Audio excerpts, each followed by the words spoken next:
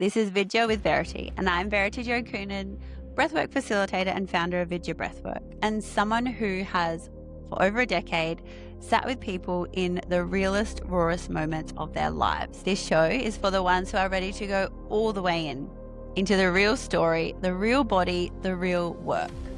Raw conversations, honest truth, and the tools that actually create change. Let's go. Welcome back to another episode of Vidya with Verity. We always begin these with a breath because, as you know, it's the one thing you can control in this world. Close your eyes or settle your body. Take a big inhale through the nose, fill the lower belly, let it rise, and as you exhale, let everything drop out and relax. Welcome. If you're ever stressed, just extend your exhale. Well worth it.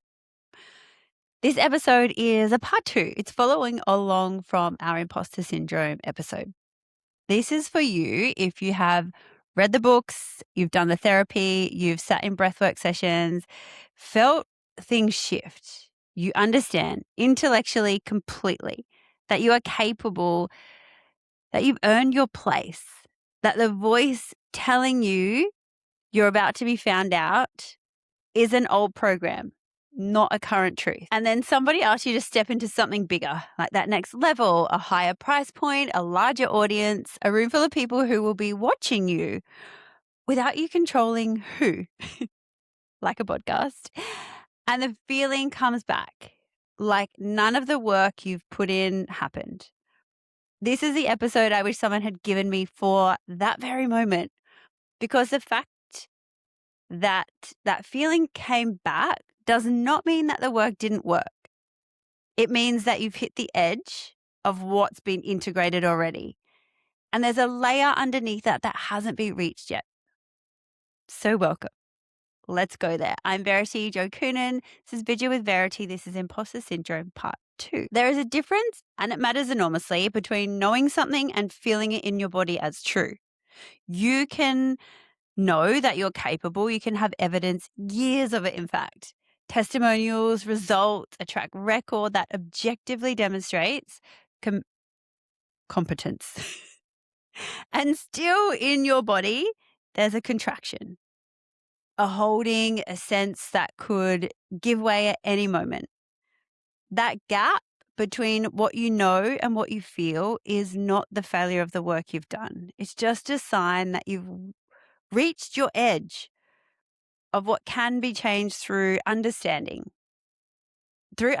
alone, and is now asking for you to go deeper because it is your signal that you are ready. Go deeper into the tissues, into the somatic layer, into your fascia, where the older, quieter belief still perhaps resides. Because imposter syndrome, the version that persists even after significant healing work has been done, is not primarily a belief. It's a felt sense, a body state, a nervous system reading visibility or success, or claiming your authority as threat. Because at some point, in some context, those things were. And that's okay. We are all forever growing and evolving and changing. And maybe claiming your voice got you punished. Maybe being seen clearly led to disappointment, yours or somebody else's. Maybe success in your family systems had a cost attached to it. The intellect has updated. The body is still running a little older file. And so here's something worth examining. What do you actually think feeling legit would feel like? Because I find when I ask people this, the answer is often something like constant or unwavering or certain, like you'd never doubt yourself again. Like the voice would just go silent and disappear permanently. But that's not what regulation feels like. That's what dissociation feels like. Genuinely regulated people with secure embodied self-worth still have that voice sometimes. You can name her.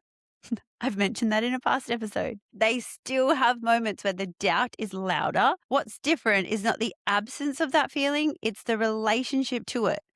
A regulated person will notice the doubt, name it, stay in the body, and act anyway. Not from being a hero, not from suppression, from a deep enough sense of self that feeling doesn't get to drive. Same with anxiety. You could feel it, hate it, want to push it away, or you could feel it, acknowledge it in your body, and move through it anyway. And this is what we're building towards, not the permanent silence of self doubt, but the capacity to hear it and not be run by it or run from it. In previous episodes, I talked a lot about the nervous system's capacity for regulation. There's a concept I want to introduce now that sits at the heart of this, and this is window of tolerance. Because your window of tolerance is the zone where your nervous system can function, process information, stay present, make decision, feel without it being overwhelmed inside the window. You have access to your full capacity. When you get outside the window, either your body gets pushed into hyper arousal above or below, then you become into survival mode. And we know what happens there. Not the best stuff. So here's what imposter syndrome is doing. It's shrinking your window of tolerance around visibility, authority, around success. And when you get near to the edges of what your system has been deemed safe to claim, it contracts. And you either push through that from hyperarousal, so like a performance, fake it till you make it, I guess, kind of vibe. So you're performing your confidence, but you're not actually feeling it. Or opposite end of the scale, you collapse from hyperarousal, where you're shrinking back, you're undercharging, you're staying small, oh, it's okay if I fail. The work of part two is not to be more intellectual about the processing of this belief. You know this. It's widening the window somatically, gently, progressively, letting the nervous system experience more and more of what it fears: visibility, claiming authority, being paid well, and survive each of them. Each time it survives, the window expands a little bit more, and that is integration. So then practically, what does this look like? It looks like small, deliberate acts of claiming, sending the invoice for the full amount and staying in your body while you do it, posting the content that makes you feel exposed and sitting with the activation in your body afterwards rather than immediately checking how it performed, how many likes, or deleting it. Saying your title out loud: breathwork facilitator, founder, interior designer, without immediately softening into it. Be proud of what you've studied, what you've achieved, and who you've become. This will often look like using the breath before and during the moments that activation or that active imposter feeling arises. Not as a separate practice. Breathing slowly before you hit send. Taking 3 long, slow exhales before you walk into that room. Staying connected into your body rather than dissociating into performance and get it done anyway. It looks like tracking the evidence differently. The brain under threat discounts evidence of competence and amplifies evidence of risk. So a regulated practice is noticing specifically in your body what it feels like when something goes well.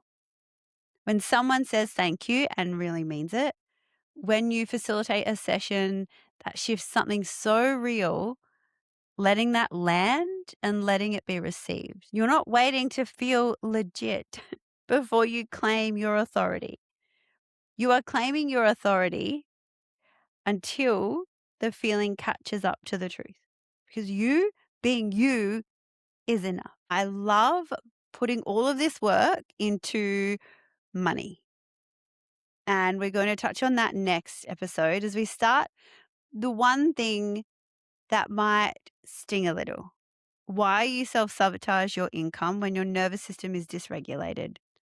It's a hard one sometimes to acknowledge because it's not a personality flaw, a character flaw. It's just a survival pattern. And once you see this, you're able to change it. Share this, Verity Jo Coonan on Instagram, and I will see you next week. Ciao. That's it for this week. If something landed for you, please share it with someone who's genuinely ready to hear this.